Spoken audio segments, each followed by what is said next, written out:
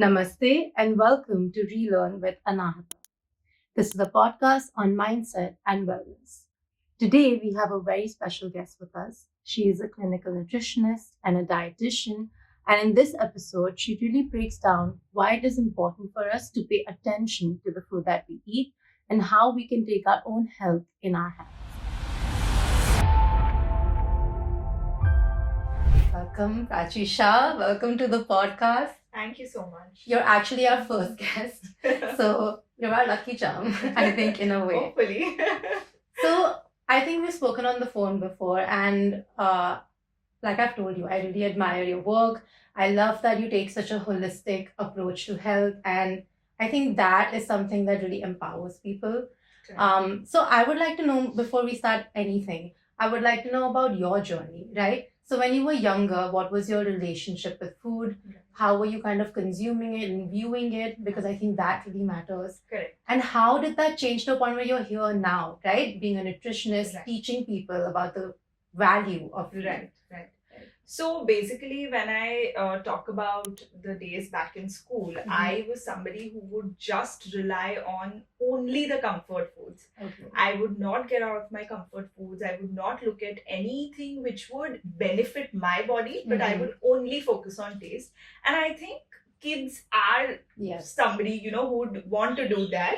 So I literally did not care about any of those things. In those times, we did not have any educators who would, talk to our parents or Right. would focus on food that would actually help the kids in growing up and in their developmental phases.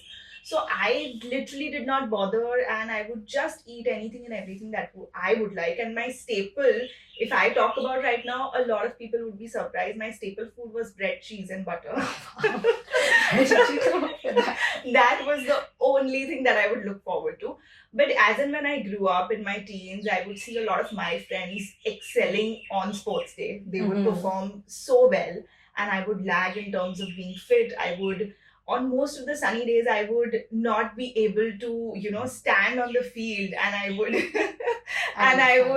faint out. I would be not well hydrated. Yeah. And those are the small things which actually boosted me up to look at food which could actually support my body. Okay. So that's when I had a turning point, and that's when I started looking onto a lot of foods which could work in a very benefiting manner for my body in terms of energy, in terms of hormones.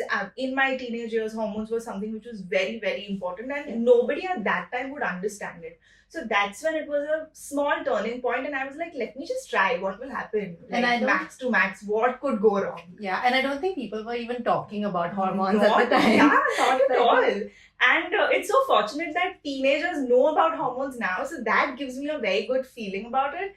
So I was like, let me just give it a try. Let me see what happens. And that small few modification that I started making has got me here today. So that one thought of being better on a daily basis, having good energy, eating good food, Right. seeing that good glow on my face, and having good strength to do basic things at my age and not get tired was something that I really looked forward to, and that got me into food, into nutrition, and how the relationship of food and the body would give you a physique that you would feel very healthy and fit in your own skin. That's very interesting. And I think I've had a very similar kind of arc to how I've come to a place where I'm intentional more than anything with what I eat, Correct. right? Because I went through a similar thing where my mom, fortunately, has always taught me that food is energy. Right. But being her child, I never really took her that seriously. That's how it is, I guess. Yeah, But I yeah. never took her that seriously. And I would just eat what I wanted. And especially when I went to college, because I'd been in boarding school where they regulate your food, right? You Correct. can't really eat whatever Correct. you want. And then I came back home and my mom was like, you have to be healthy. Like, we did eat junk. It's not that I was deprived. But when I had no restrictions, when I had no one to tell me what to eat, I went crazy in college. I didn't have a proper meal, like time, plan, nothing. I would go to the tuck store, I would eat whatever I wanted. And Right. that resulted in I think this is a problem a lot of people have now that resulted in acid reflux and IBS. Right. Right? My food would just start coming up. I would be uncomfortable at night. Right. It was really scary also to be in because, like you said, I couldn't do the most basic things. Exactly. I couldn't play sports. I couldn't do yoga, and I actually am a yoga teacher now, but Oh, wow. I couldn't move my body in a way that was feeling comfortable. Right. And then I came back home because of the pandemic. And I think for me, what happened when I started living here is that I really started understanding that food is prana, food is Correct. energy, according to Ayurveda as well. Yes. It is something alive, something that is nourishing you that you're putting in your body. So Right. when you eat fried food or processed food, it's more or less dead matter. Correct. So there's no energy in that food. And that's Right. the essence of what I got. And I Right. think that is a very similar thing to what you're saying. True. And you made some very interesting points when you were talking about your journey. And the first thing I want to touch upon is that you said you took every day at a time. Correct. And that is something that you preach even now. Even Because today, yes. in our conversations and from what I've heard, you really tell people to take it one step at a time. Right.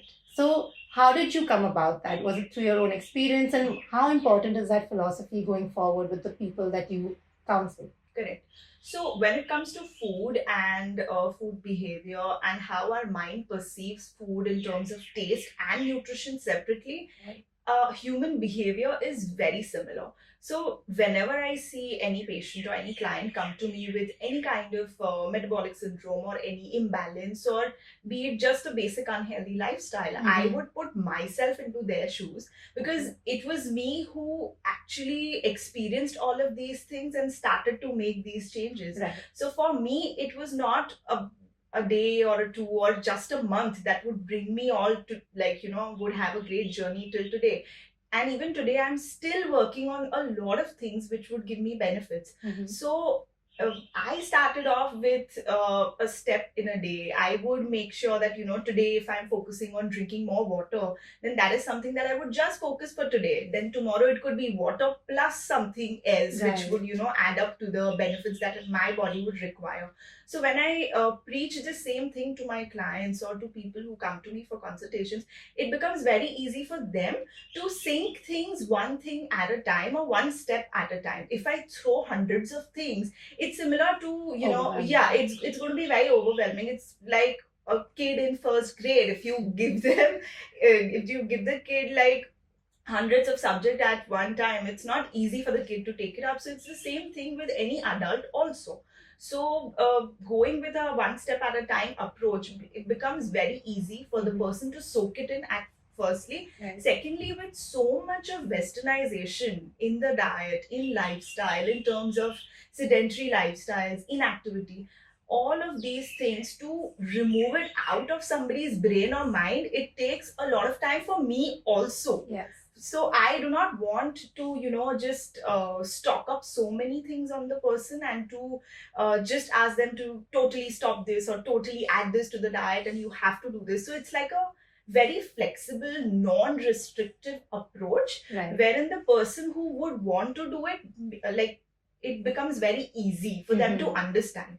So once they understand, once they know that why this thing is going to work on their body, it's like a cakewalk. Right. So you kind of make like a very easy set, like kind of structure, almost like Yes. school. So you have like Correct. lessons, you tell Correct. them the importance, and then Yes. I think that's really important Yeah. because a lot of and in the medical industry, I think it's very common to give prescriptions but not explain why you're Correct. giving this prescription, right? Like what is actually happening in your Yeah. body? Why am I telling you to eat this? Correct. What is it gonna do? And I think when you break that down and when people can actually see that if I do this, if I stick to this, this is where I can be. When Correct. that goal is there, it's very easy and you're there to help them through that goal. Yes, and in the long term, these small steps, it tends to become your habit. Right. From the beginning, why do we always wake up and go brush our teeth? It's the Mhm. same thing, that you need to wake up, brush your teeth, drink your water, hydrate yourself, eat your breakfast, eat your lunch. So that routine needs to be formed, Right. and that only happens when you give a little time to your body, your mind, your digestive system, everything. And that is a very holistic approach. Yes. And again, that's one of the things that really made me want to talk to you and get to know you in general. But also, I feel very connected with people who do this sort of work. And when I saw health habitat, because I think your tagline is eat better, not less. And when I saw that, it's a phrase that you use sometimes, and I've heard it. But when I saw it on a page where it's a dietitian and a clinical nutritionist telling me that you don't actually have to eat less, you can just eat good food. Yes. I think that makes such a difference, and it's such a click in the head. Right. So, and also the name, health habitat. Habitat is very inclusive of Yes. everything. It's Correct. not just your food. It's like you said, habit building and stuff like moving your body and all of that. Right. So how important has it been to take this holistic approach for you? And because it arguably holistically healing people and helping them is not as easy as prescribing one or two things, because it takes a mindset shift. True. And to change people's mindset is not an easy task. It's for very us, for them, for any of us. So how important is that to you, and how have you been doing it? So from the beginning, when I actually started practicing, this was the biggest barrier which I literally faced, wherein in Baroda at that time, back in 2017, when anybody would hear the word diet, they would literally get scared. Yeah. That diet means soups, salads, no pizzas, no burgers, only ghas foos. Yeah. So all of these things that literally got to me, and I wanted to break this whole mindset. Mhm. So that's when I stopped calling it diet, and from that what I actually worked upon to my tagline, saying that eat better, not less. That means you're not restricted. If you're eating 2 rotis, eat 2 rotis. But in what way? Mhm. With which flour that you're using? How are you preparing that flour? With like your rotis, how are you pairing up it with? So, it is more about quality over quantity. Right. So when we look at a lot of different kinds of people, there are people who eat non-vegetarian, there are people who would eat vegetarian, there are plant-based, there are only vegan people. So for all of them, there are lots of macronutrients that we talk around. It could be carbs, proteins, fats, fibers, and this and that. So for all of these people, I tell them that do not focus on your calories. Do not keep counting your numbers. Just give up on those apps when you put in your food and you calculate your calories. That's when I make them understand it's about eat better, not less, because I want you to have better combination of Mhm. foods which could give you better bioavailability of nutrients internally. Right. By just eating a small bowl of salad, or by just eating a fruit, or just going crash, I'm sure you will lose tons of weight. But is it really working on your energy levels? Is it really working on your hormones? Are you happy? Is your mood better? Do you feel great about your body? Do you feel fit or do you feel thin? I keep saying people that is such a good question. Yeah, like stop aiming to be thin. Yes. You need to be fit, you need to be strong, you need to strengthen. So all of these things are very much important, and from day one, no matter what, there have been people who've been telling me that, Prachi, your business is not going to work if you don't focus on weight loss. Right. I'm like, it's okay, but the only thing and what matters to me is that people understand the science behind eating clean, being healthy, and being fitter and stronger, and not just the number on the scale. That is amazing. I love the are you thin, or are you like are you trying to be fitter or healthy? Are you happy? Those are some important questions, I think. And I think a lot of us, it doesn't even occur to us to ask that, because we're living in such an enmeshed society where we're just looking to the other person to see, like, if you're doing this, maybe I should be doing this too. Exactly. And I would always ask people who would come and tell me that, Prachi, I have some wedding in 30 days, please give me this and just make me thin. So I would tell them that, fine, I can help you out. But you ask yourself that for how long are you going to do this? Right. I don't mind you eating salads or soups, and I can give you recipes which can be wholesome in that ways also. But for how long will you do it? How long is it sustainable? Right. That is something which matters more. I think that is something really worth noting, because when you do diet fads, when you stop eating for a period of time, you might, like you said, you might lose some weight, but it really takes a toll on not just your physical body, but your mental body, your emotional body, and your spiritual body. You're not meeting your needs. And like we said before, food is prana, right? So I really love that you spoke about the process of how you're making it and the ingredients you're using. Correct. Because what happens is, and this is basic, I think we learned this in school, every time like for example in the food chain, you leave energy behind, so the food won't have the same energy had it is when it was growing Right. than when it is in your mouth. Yeah. Right. Correct. So when it's leaving energy behind, if you're absolutely killing all the Yeah. nutrients, if you're absolutely taking out all the energy from your food, then you're just eating food to survive. Yeah. You're just not to eating- survive. You're Yeah. not really eating to live, you're not eating to enjoy, have fun, Correct. and you're not even looking at it as a way that this is what helps me have energy. Right. I think energy is the biggest thing. People really focus on maybe what the food tastes like, or maybe even what the food, is doing to their body in terms of weight. But I don't think any of us have been taught or been told the importance of listening to our body, Right. of understanding when it has energy and when it does not, and of Correct. understanding the signs that it gives us, because our body does talk to us. Yes. Right? So, the next question that I really am curious to know about is that what does slowing down do to how we consume food? Correct. Right? When we slow down our minds, when we slow down our lifestyle, and when we go with the intention of one day at a time, what does that really do to the type of food we end up eating, how we end up feeling, and some ways that we end up listening to our body? So, as we all know, that it's been such a hectic life, and you see anybody, in anybody meaning even you see a maid in your house, she's rushing through the day to Right. finish her day and to finish her work. So, when it comes to food, my only take on slowing down is not to compromise on your routine or your work or to slow down there, but when you're eating, sit mindfully, keep your gadgets away. Right. Just focus on what is on your plate. That gives you much more insights into what you're eating, why you're eating, how is it going to be beneficial, what portions you need to eat in. That is something which will give you a very good insight into your own appetite. Usually we are in so much hurry that we just gobble upon so many things, Yes. and then by the end of it we feel, oh my god, I've overeaten. happens a So lot. yeah, so basically the brain would take anything between 5 to 7 minutes Right. to understand that you've started eating. Okay. So if you finish your 2 roti sabzi dal rice before that without chewing, you won't be full because your brain has not recognized it. Oh, that is very interesting. Yeah. So then you go out for more food, and then by the end of say 7 to 10 minutes, you're like, oh my god, I've eaten too much. So that is something which is very important. So to slow down, to chew your food, to understand that what is, what are you eating, how it is cooked, how it is affecting your body. All of these things will come to a lot more importance when you slow down while you're eating.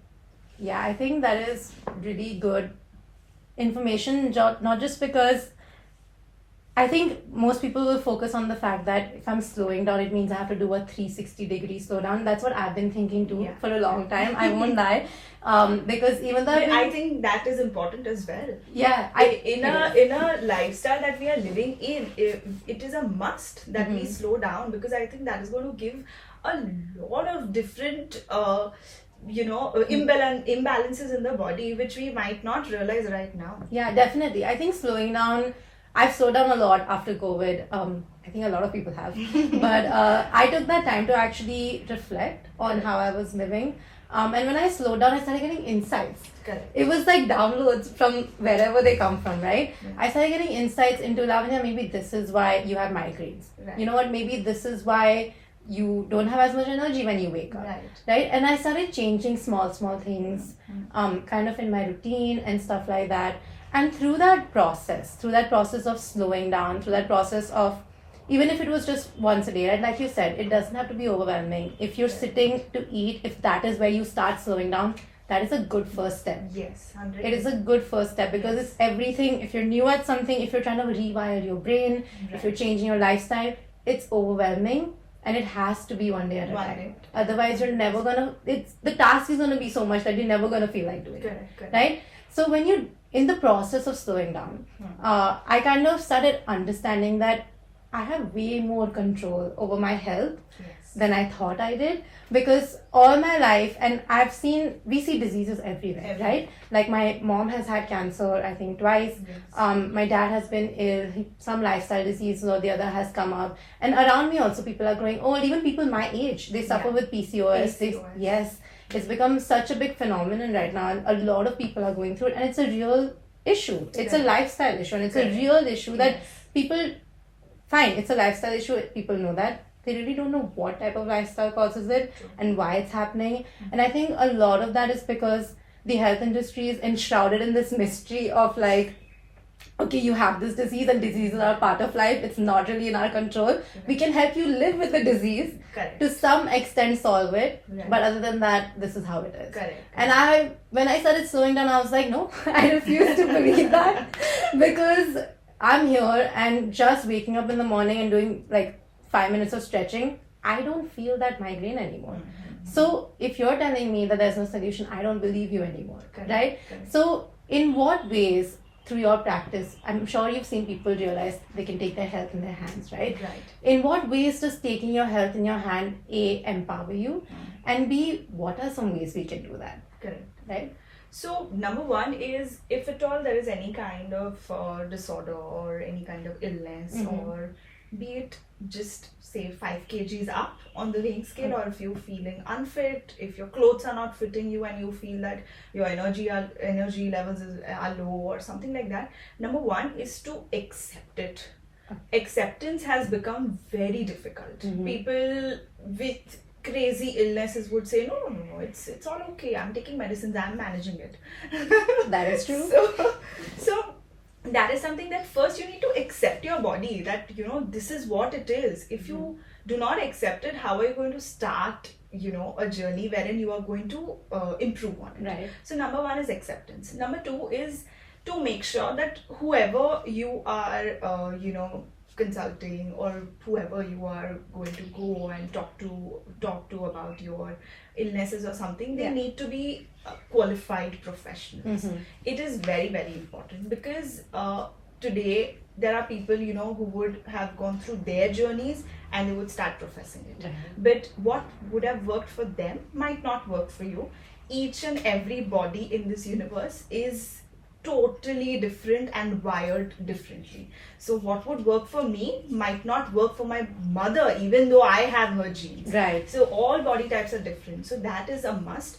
And the third thing, which is very important when we talk about how to take up your lifestyle management or lifestyle modifications, is, as I said, one step at a time, and which is very specific to your body type. Okay. So for example, if it's PCOS, for somebody for PCOS, dairy products might not work at all. Right. For somebody in lesser frequency would be fine. So a proper examination of body type in terms of blood work, in terms of nutrition counseling, in terms of mental counseling, in terms of lifestyle pattern in the house and around the people that you're living in, is very important. So once you know that, it is very easy to guide them, and it is very easy for the person themselves or himself or herself to actually work on different things that can benefit them. Right. So what you're saying is that your lifestyle as a whole has to support the 100%. nutrition. I would always tell all my clients that you are somebody who's come to consult me, but I want all of these habits to be running in your family. I don't want you separately to be doing it. If you're drinking 3 liters of water every day, ask your mom to do the same. Ask your father to do your same. I want that it becomes a family wherein each and everybody is working towards their health. It's not about that one person, because that one person might give birth to somebody else, might give birth to somebody else. So this is a chain. It's a human chain, and it is never going to stop. So it is something that if you are somebody who's doing it, make it a point that everybody in the family is doing a little bit. I would not say that everybody would go on a diet or have calorie deficit and this and that, but these small modifications which would make a huge impact would be something that you look at as a community, and something wherein you can focus more towards holistic. It's not only the way you look, it's about the way you feel. So that is something which is I would want to put it out.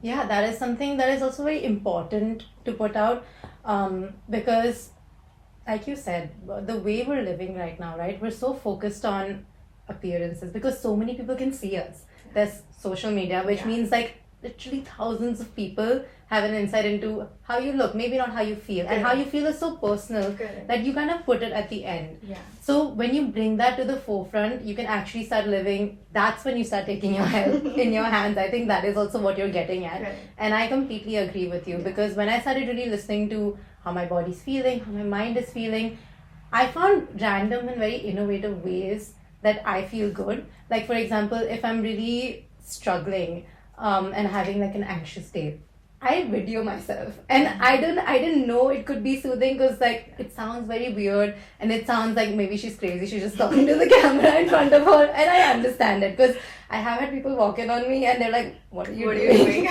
Who are you talking to? And I'm like, but for me that was really therapeutic, because when I started speaking to myself as if I was someone I really wanted to give advice to and cared about, which now that dialogue is more internal, I'm really glad I'm reaching that space. But in the beginning, it wasn't. I was a little harsh on myself, like all of us are. So when I started doing that, it really gave me insight into, Lavanya, how are you feeling? And when I caught on to how I'm feeling, I was like, okay, how do I feel better? And I think when that question starts coming in, that's when you can really start holistically healing yourself. Now, like you said, habits are really important. You try to make it a family exercise, because habits at the end of the day determine how we live our lives, how we're going to feel. Action is what matters, no matter how much you think about feeling better. So, and habits are not easy to implement, especially over years. We develop patterns of coping, we develop patterns of this is good for me, this is bad for me, and maybe they're not all true, because we develop patterns subconsciously. We don't really do it with intention. And holistic healing is intentional, right? So when you're with your clients or when you're giving advice to somebody, what are some ways that you motivate them to make that mental shift and to be able to build new habits? Because that is a skill, right? It is something you have to learn. So what are some tips that you can give to people? So first of all, it's very difficult. It takes be ready to do the work. It takes hours and hours and months, or years sometimes, to actually transform them into what they are and what they should be. So what I do is, when I start advising them, for example, eat 2 fruits in a day. Make sure that you're eating 2 fruits. That is something which will give you so and so benefits. So on day 1, I will only tell them to do that. And I'll make sure that at the time that I want to place those fruits, I'll see what else they are eating. So I would say that, okay, both the times you're drinking a cup of tea, can we keep 1 cup of tea and can we keep a fruit instead of a cup of tea? So that's like, again, substitution, not everything in one go, but one thing at a time. For example, I had a client who would drink around, say, 7-8 cups of tea in a day. So I started telling him, if you're drinking 7 cups, it's okay. Let's go down to 5 cups. And instead of those 2 cups that we are skipping, let's add in a glass of lemonade. Let's add in a glass of sattu juice. That is something which will hydrate you more. So these are a few tactics that I use. I do have a lot of kids. Now, that's very interesting. A lot of kids. And I feel their age, at that tender age, it becomes really taxing and really difficult for them to appear into an environment where they have been taken by their parents to a dietitian. So dietitian, again, they would feel that, oh my god, my parents wants me to lose weight, they want me to do this, they want me to do that. So that's when, with kids, the approach is totally different. When it comes to kids, it's more towards how different kinds of foods or different varieties or kid-friendly recipes that we can add in, which can actually attract them in eating certain foods. So, for example, if they are eating a pizza, I would say, instead of the pizza, can we make a khakra pizza? So, you use a khakra as your base, you put your pizza sauce, put your veggies, put a little bit of cheese and have it. So, these are some swaps in the ingredients which can give you a similar dish that you like. So, that is one of my key factors, because myself being a big foodie, I cannot compromise on my taste, be it healthy, unhealthy, whatever. So I make it a point that my clients never feel that they are eating healthy, but which is not tasting great. So my forte is, and I love cooking. So there are lots of recipes that I keep on, trying and testing. You share a lot of them. So I do a lot of trials and errors. in which I can give my people or my clients or my audience a very good dish out, which is giving taste and health both at the same time. I think if it gives you a great taste on your palate, no matter what, even if it is a soup, I'm sure you're going to drink it or eat it every single day. So I really like to work on the taste buds of them and give them a healthy routine. So they don't feel like they're actually missing out. Missing out, exactly. Yeah. And I think that really helps the brain cope in terms of I don't have to give anything up. I can just change a little bit. And there's more addition. There's nothing that we are taking out. There's more addition. There are more varieties. And like, what more do you want? And with habits, I think the thing is also mainly consistency, right? You have to do it. Much. Yeah, you have to do it. That's why they're habits, because they are consistent. But you kind of have to do it every day to see and feel that impact. So I think patience with yourself, is very important. And I found that it can be one interesting thing actually that I found is that in the process of building healthier habits in my own life, I found that healthy habits can be really boring in the beginning, okay? But they start feeling so good beyond like the first 2-3 months that you do it, right? So I've started waking up at 6:30 in the morning now. So the first few days I did it, and I won't lie, sometimes it's still a struggle because the bed, it's just, I love sleeping. But the first few days that I was doing it, it was the most boring thing to me. I was like, why am I doing this? Is it actually making such a big difference? I don't see such a big difference yet, whatever. But then I was like, Lavanya, just try. Like, do it for this period of time. I gave myself 21 days, 22 days. I was like, do it for this much now that you've committed to it. Just try it. And the minute I hit the 21-day mark, and in the beginning I planned I'll do it for 21 days and then we'll see. Like, maybe I won't do it.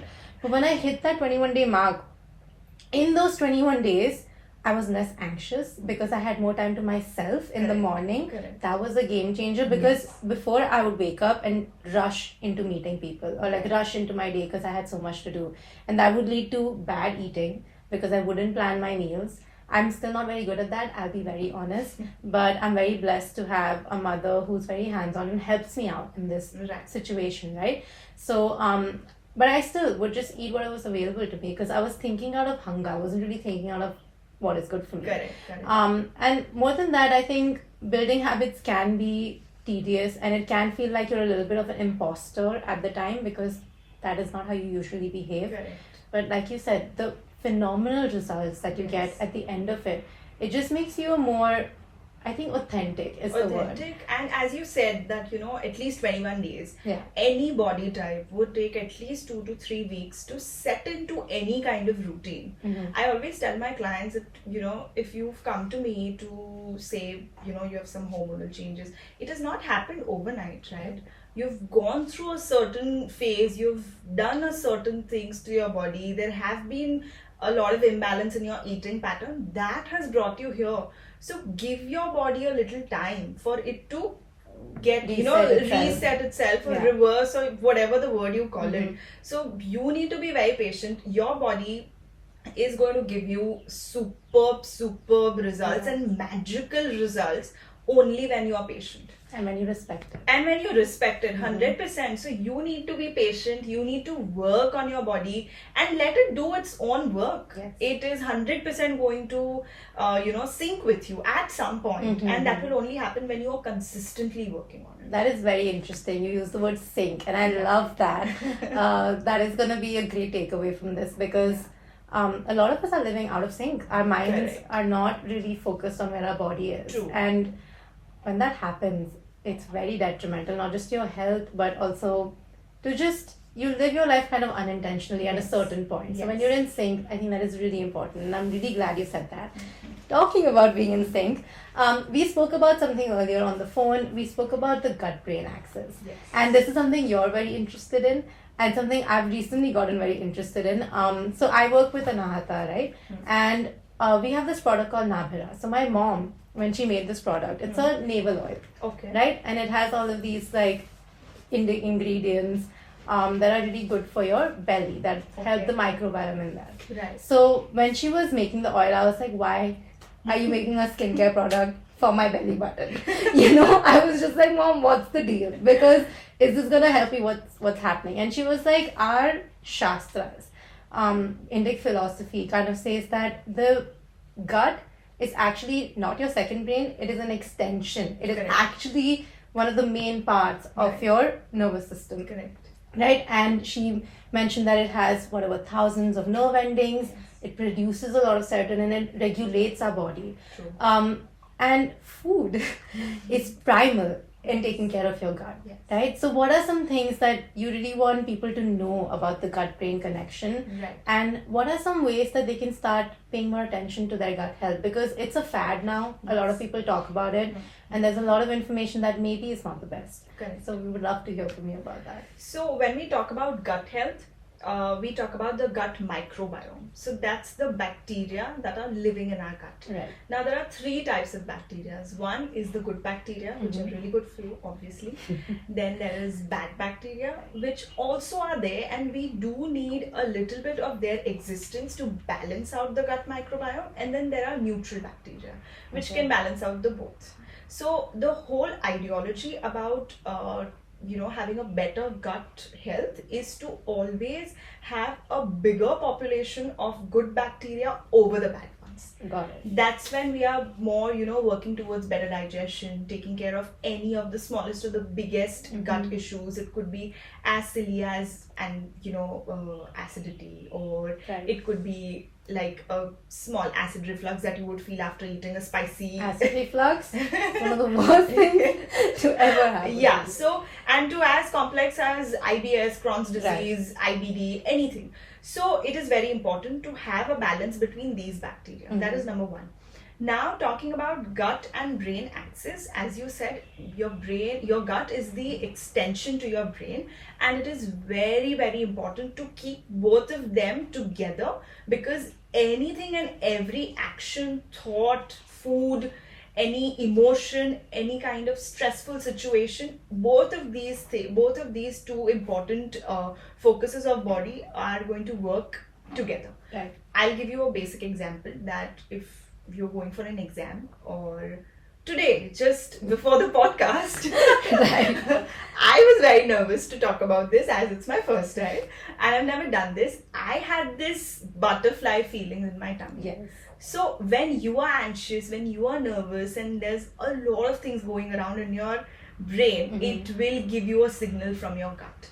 So these, signals of having butterflies before your exam, Right. or having this anxious feeling before you go for an interview, all of these things are in your mind, but your gut is always going to signal that out. Your body is speaking. to you. Yes, your body is speaking through it. It is giving you signals. So to have a better functioning of both together, it's very important to pick and choose what goes inside your gut. Right. So talking about the gut microbiome, there are two things which everybody knows: prebiotics and probiotics. That is something which everyone knows.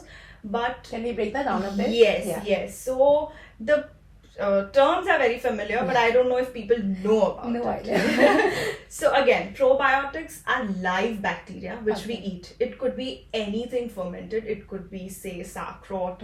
It could be fermented vegetables. It could be your pickles, which are fermented, that we Right. eat it as a side dish.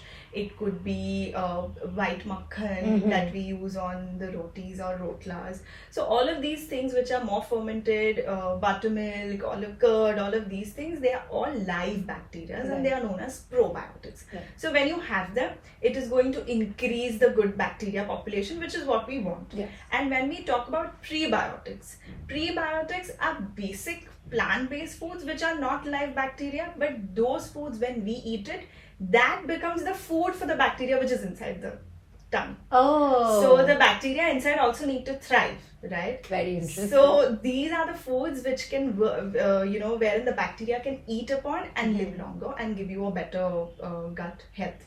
So these are what pre and probiotics are. When we talk about prebiotics, they are all high fiber foods. It could be steel cut oats. It could be a lot of different vegetables like beetroots, carrots, cauliflowers, French beans.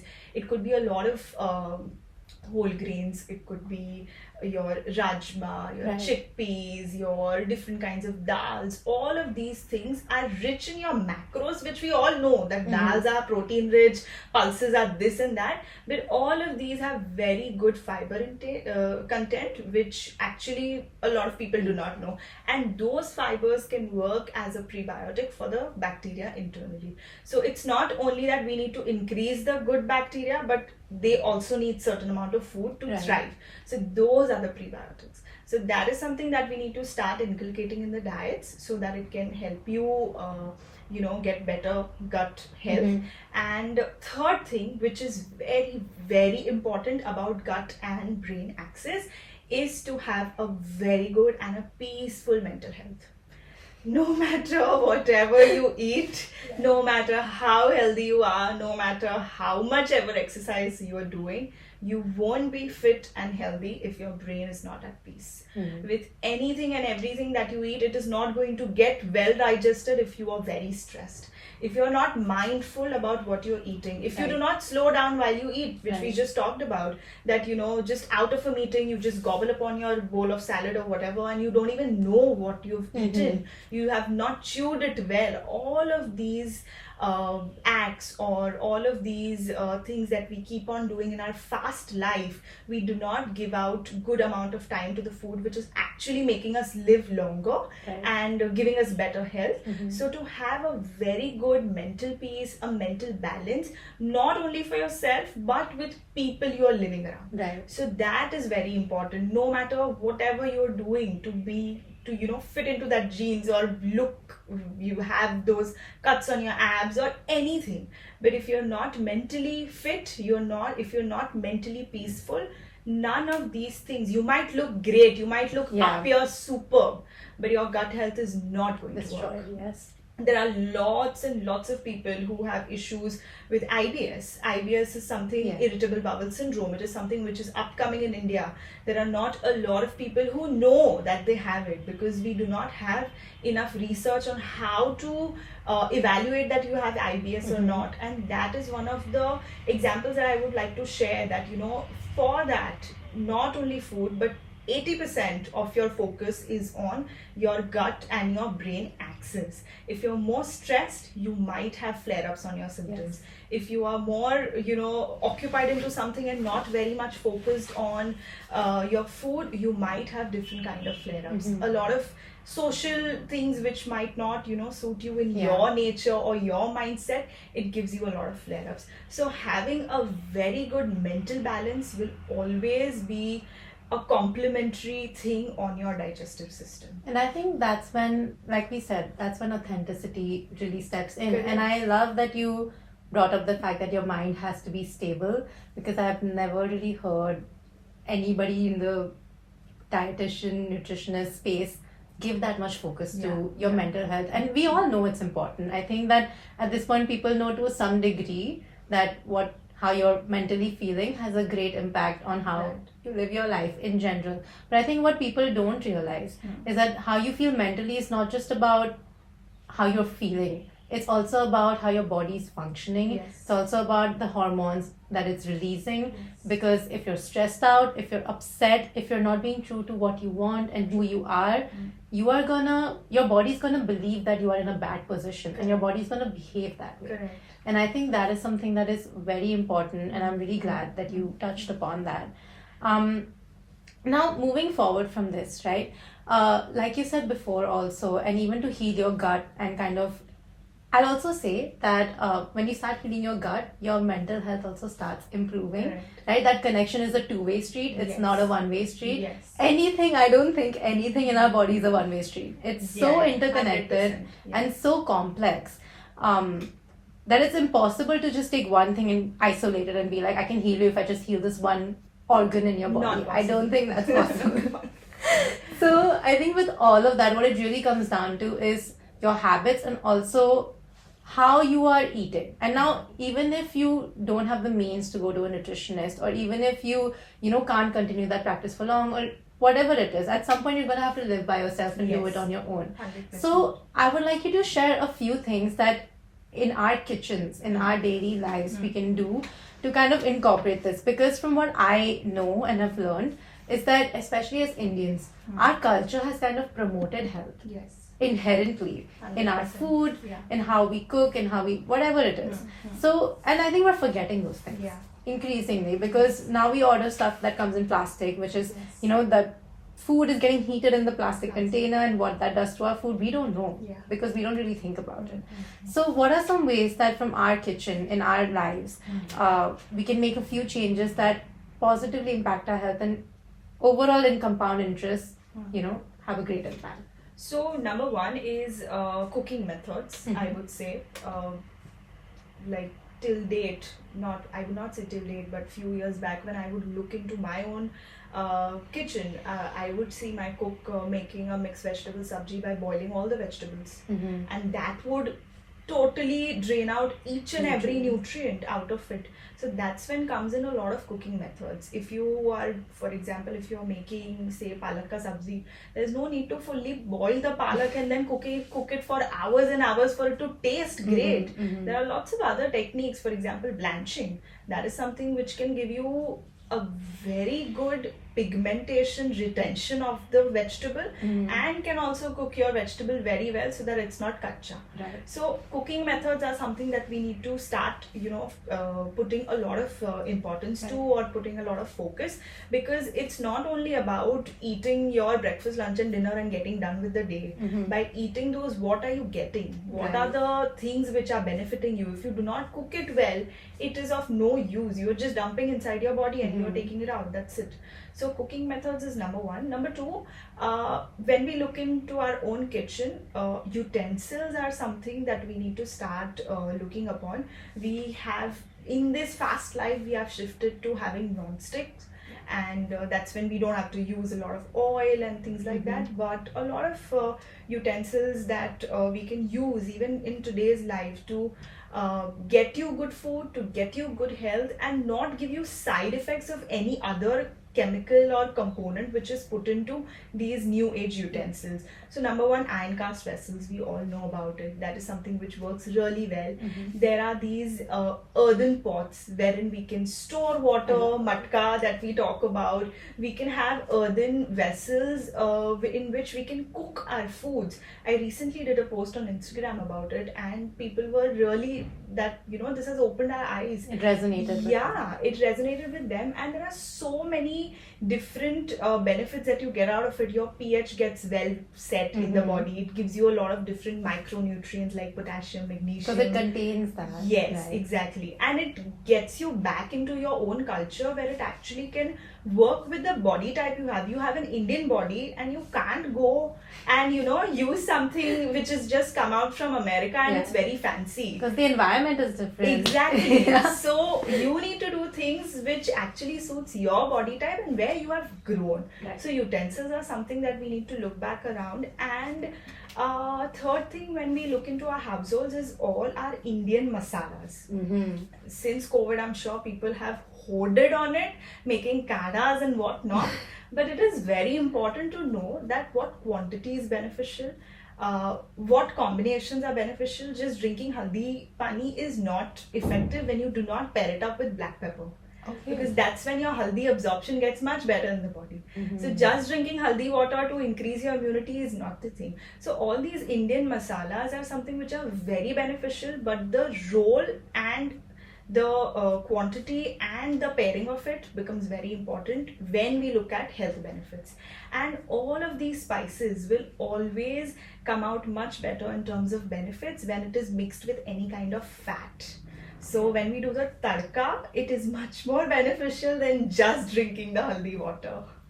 Okay. Yes. So it is very, very important that we use these ingredients in those practices rather than just making a lot of kadas in just normal water, because that's just normal water which is not giving you any benefits. It might, if made very strong, might give you a lot of acid reflux or a lot of ulcers inside your digestive system. You can do the opposite. You can totally do the opposite. You can do your tadkas with mustard seeds, with your red chili powder, your turmeric, your pepper, cloves and whatnot, jeera, cumin seeds, all of these things. So try having those transitions rather than the ones which are freely flowing into the market just for, those basic benefits that you might get. And I think this information, first of all, I didn't know a lot of that.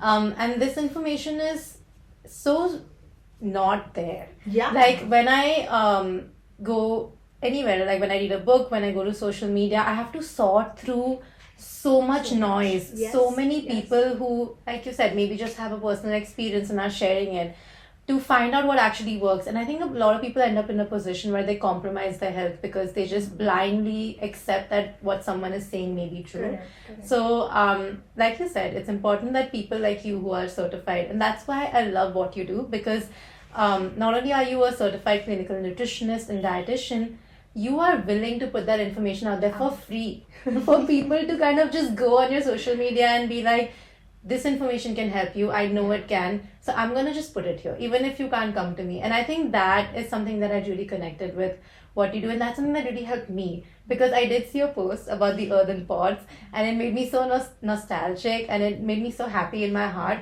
because I've been eating food out of earthen pots for a while now. Especially since Anahata came about, because we make a lot of our things in that. Yes. And not only is it delicious, it's earthy and super delicious. It's superb, and the taste it would give you, it's like a proper authentic taste of what exactly a food or a vegetable would taste like. It tastes like it's been plucked out of the soil. Exactly. It's Really amazing. It's very authentic. Yeah. Not only does it do that, but it makes me feel light. My body, after I eat a full meal, I don't feel like I can't walk. I can just feel like, okay, I've eaten my food, I have energy. Maybe I'm a little sleepy, but if I keep going on, that'll be fine. I'm only sleepy because I tend to eat a lot when I'm really excited. Like you said, I didn't know the 5-minute rule where your brain doesn't know you're eating. So now that I know that, I'm just going to be like, on your first few bites, slow down. Yeah. So that your brain can catch up with what you're doing. And I think that's really important. And it's been so fun talking to you. Thank you so much for doing this. I have last 2 questions for you. Okay, so one is, what advice, it doesn't have to be related to nutrition, but if it is, great, because I would love that. But what advice do you want to give to anyone? If you could give only one piece of advice to people, what would that be? You can think about it if you want. So the only advice that I would want to give is create a balance. Don't go overboard, don't be too restrictive, don't be too overwhelmed, don't do everything at once. Do not just, out of nowhere, out of the blue, start doing 100 things in just one go. Just always create a balance. That is something which will always take you for a very longer ride. And when we talk about health, nutrition, mental health, being fit, being a happy person, all in all, it is always a journey. Right. You cannot always say that, oh, I'm doing this, maybe after 3 months I'm there and I'm happy. No. You need to make it a point that whatever you're doing, it is a part of you.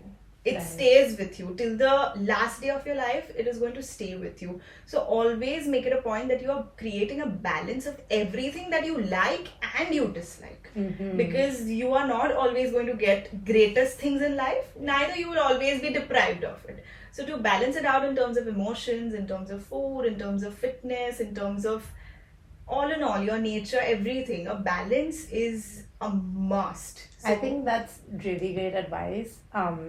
Because like you said, happiness is not really a destination. It's something you wake up every day and you do. And that comes with balance, comes with listening to yourself. And there is a perspective to look at each and everything. Right. Be it your fitness journey, be it your work life, anything. So the way you look at it, the perspective you hold for it, gives you, that feeling. You look at it with something negative, you are going to fall into that space. Because your world is what you make it. Exactly. Right? So the perspective of having a good mind and a good body and a good thought process gives you a very good balanced life. That is also what people call manifestation. Yes. I think that is also what you're getting at. Because 100%. when you start living like the best self that you want to be, it also comes with balance. It all comes with balance. Yes. But when you start living that way, your reality shifts because your mind is looking at things differently. And I think that is some great advice to put out there. And the last question that I have for you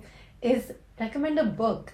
Because I think one of the best ways I've ever learned. And I was a reader when I was young, then I wasn't for a while. So I really had to push myself to get back into reading. And I know a lot of people kind of have to do that. Correct. But there is no question about how life-changing books can be. Right. So if you had to recommend one book, which book would you recommend? So one of my most favorite, and being from an entrepreneur world, I love reading a lot of entrepreneur related books, and I do enjoy reading wellness books as well. But when you say that just recommend one book, I think this is the one that I would want each and everyone to read. It is known as Good to Great. Okay.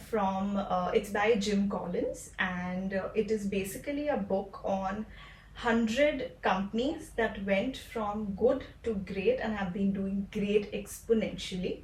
So that shift, each and every, when I look at my own brand, when I look at Anahata, we're all good. We're all good to go. We're all doing nice. We are happy on a daily basis. But from good to great is where the graph keeps on going up. And that particular time wherein from, say, I don't have words for it, but but that graph, when it goes up, when you get that push, that's when you start creating great stuff.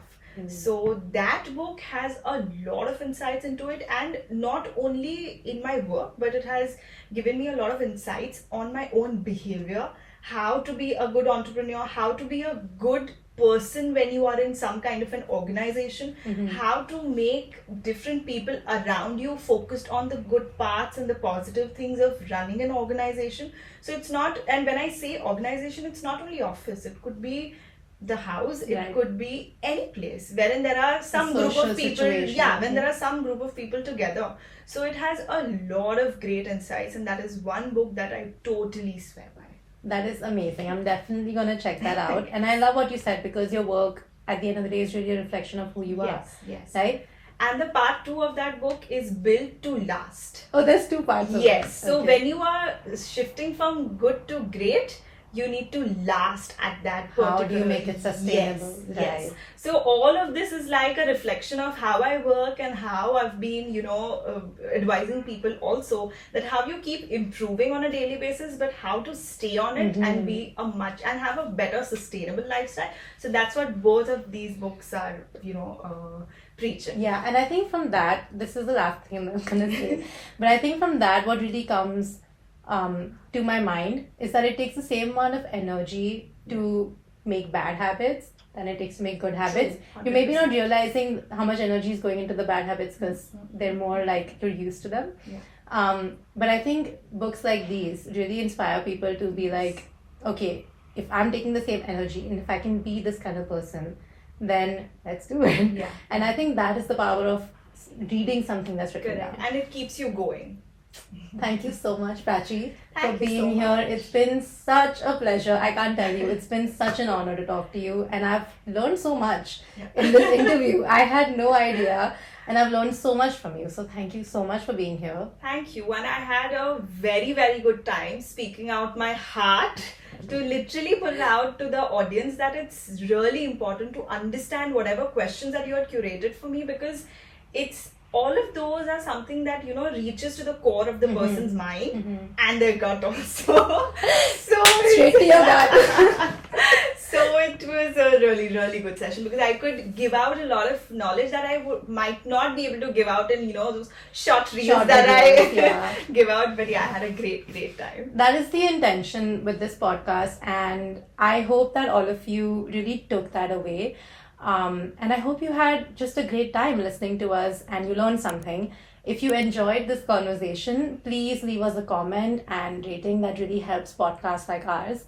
And thank you so much for listening. We will see you next time. Thank you. Bye. Bye.